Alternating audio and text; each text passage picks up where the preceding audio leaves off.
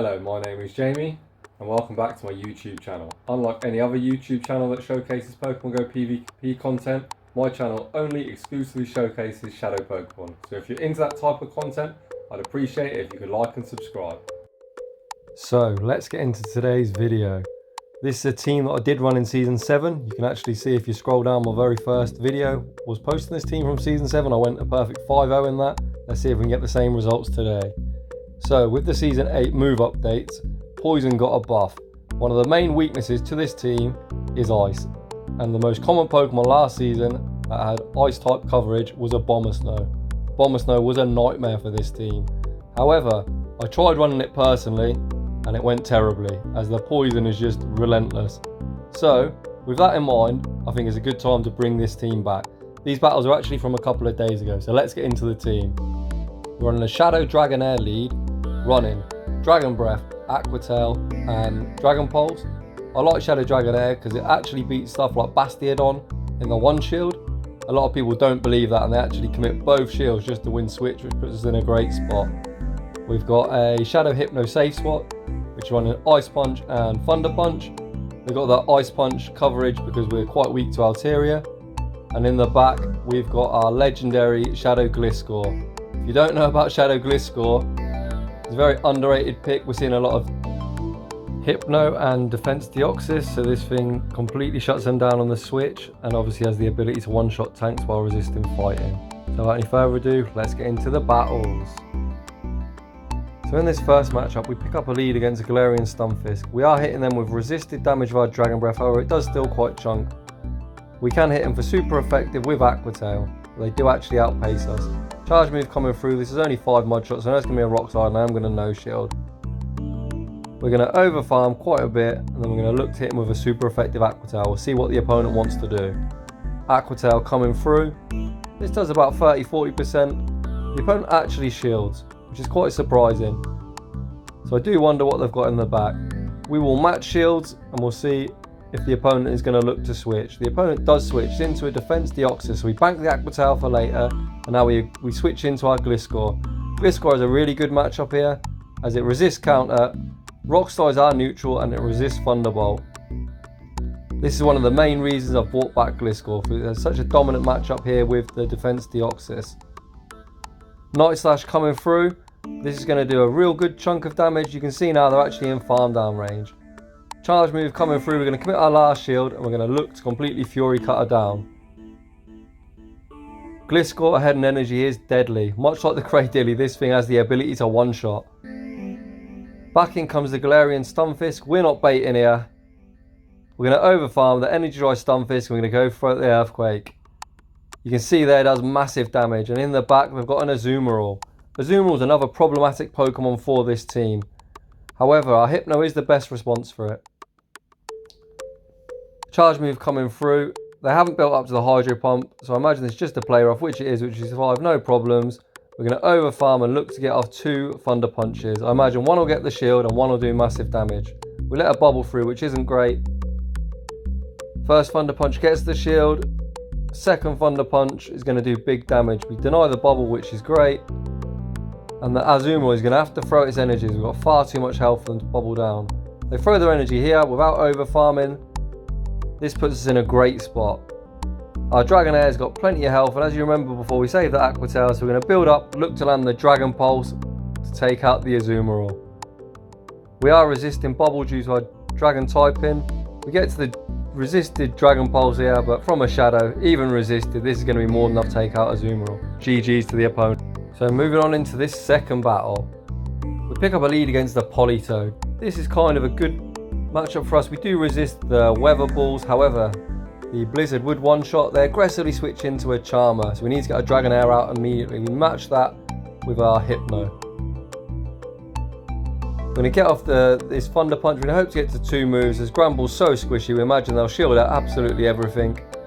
You can see the charm damage from Granbull so oppressive. We don't even make the second move, they are deep in the red. We're going to wait out our switch timer and look to come in and Fury cut her down. Charge move coming through, we're going to have to respect it because either a crunch or play rough will really hurt. We go for the play rough, so it's a good shield on our part. And now we're back in a good position. We've got a little bit of residual energy. And they actually bring in a Unova Stunfisk. I think this is a bit of a mistake as the Politoed had a much better matchup. However, I do understand as they don't want this thing going against our Dragonair. So we're going to over farm. And once again, we're not baiting on this channel.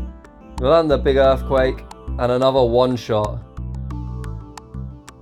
The Politoed comes back in. They're throwing their energy. We're not going to shield this, so we're going to put all our faith in Dragonair closing out this match. Opponent throws their energy here. I haven't actually built up to the Blizzard. I know this is a weather ball, so I'm not going to shield it. Does a decent chunk. We do survive. We're now going to over farm.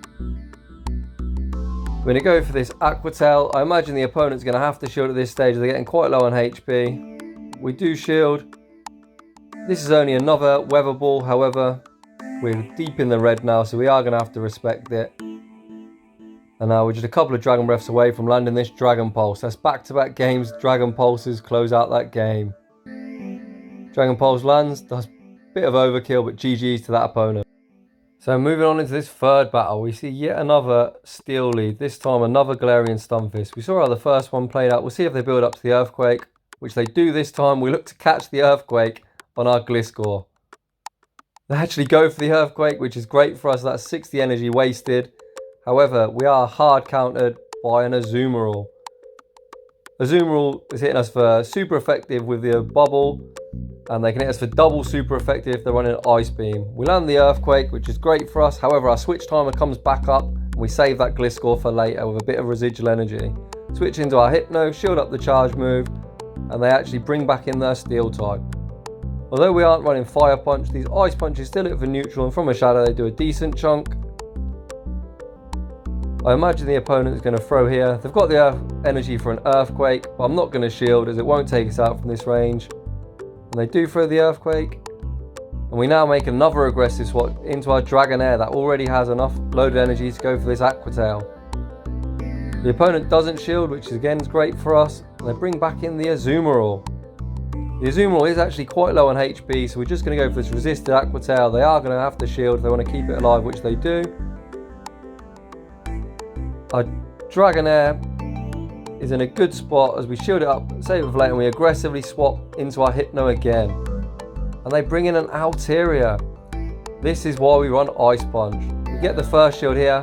Have we got enough HP to make the second Ice Punch? Another Ice Punch coming through. This is a double super effective Ice Punch. This is going to do massive damage. Does about 60% of Altaria's health. We're now going to have to try and Dragon Breath down before they reach the Sky Attack. Dragonair takes a lot of damage but does manage to farm down, and the Azumarill in the back quits out. GG's that opponent. Moving on into this next battle, we've picked up a great lead here against the Galvantula. You can see this Dragon Breath's absolutely shredding them. We lose the CMP tie, which is a bit unfortunate. Shield up the lunge, we're now going to try and hit him back with this Aqua Tail. We'll see what the opponent wants to do. The opponent lets it go down, which is great for us. So we've got almost a full health Dragonair, and they've actually brought in an Azumarill. We've only got one real answer for Azumarill, so we're just going to let our Dragonair go down. I'm going to come in with Hypno. Charge move coming through. This is the Ice Beam. We do survive, so we're just going to get off another Aqua Tail. Just a bit of chip damage and see what the opponent wants to do. The opponent does let it go through. We've now got them down to about 70% health, and we can now bring our Hypno in. The confusion damage is really oppressive. It's going to really start chunking this Azumarill. They actually let us get to a Thunder Punch before they throw a move. So Thunder Punch coming through, and we grab the first shield from the opponent. We managed to sneak confusion in as well, which is great. We don't want to commit our last shield just yet. It's only a play rough. The opponent is still staying in, and they're now deep in the red, so they're now going to have to shield this Thunder Punch to keep the Azumarill alive. The fact they're staying in, I do wonder what they've got in the back. They do shield as well. So now I'm really wondering what they've got in the back. And they actually now swap into Diggersby. And yet again, you're going to see the power of Gliscor. Gliscor's got a real good matchup with Diggersby, as these mud shots are hitting for resisted damage. They can't go for the Earthquake as that's also resisted. They can only hit us with non-stab Fire Punches, which you can see there don't do a lot of damage. So we're over farming a lot. And we're going to go straight for this big earthquake. We've seen a couple of earthquakes land in this video. Let's see if we can land another one here. Earthquake lands, does about 70% damage to really bulky Digger's Beat. We actually managed to farm down that and coming to move, and the Azumarill backs out. GG's. Moving on into this next battle. We pick up a lead against the Cresselia. The bulky Cresselia does provide a bit of a problem for our Dragonair. We're going to look to try and catch the Moonblast on our Hypno while saving the energy there. They actually bait us with a Grass Knot, which isn't great. The opponent stays in. They now switch into a Talonflame. These battles were done at like 5 in the morning, so we're actually in day mode now, which is pretty cool. But getting back to this battle, they hit us with a Flame Charge. We try and get to the back-to-back Thunder Punch. However, we've managed to let an Incinerate through, which is terrible, as we're not going to make it. This is going to take us out. However, they're still one short of their next move, so the Dragonair can come back in and farm down. Opponent comes back in with Cresselia. They've farmed up a little bit of energy before switching out, so I imagine this is going to be the Moonblast. They actually bait us again. This opponent apparently loves going for the bait. I don't normally bait, but I feel quite bad that they've baited us twice, so I'm going to bait in return and we get the shield with the Aqua Tail. I'm now going to look to land the Dragon Pulse. Hopefully the opponent hasn't kept track of my energy and they let this land. Dragon Pulse lands and we both simultaneously swap, and in the back unfortunately they've got a Whimsicott. This is real bad for us. Our Fury Cutter does hit him for super effective damage, but our charge moves are both doing nothing. So at this stage we're just fishing for the boost. This charm damage is absolutely shredding us. Again fishing for a boost, but it looks like it's going to be a GG for me. We managed to get him into the yellow, but our Dragonair really doesn't want no part of this Whimsicott.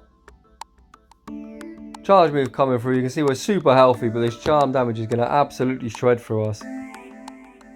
Showed up the charge move, and unfortunately that's a GG's to us. So those are the battles, showing the power of some of the less common Shadow Pokemon such as Gliscor and Dragonair. Despite what PvPoke suggests, the team can work well.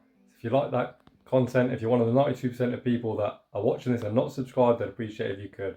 And I'll see you all in the next one.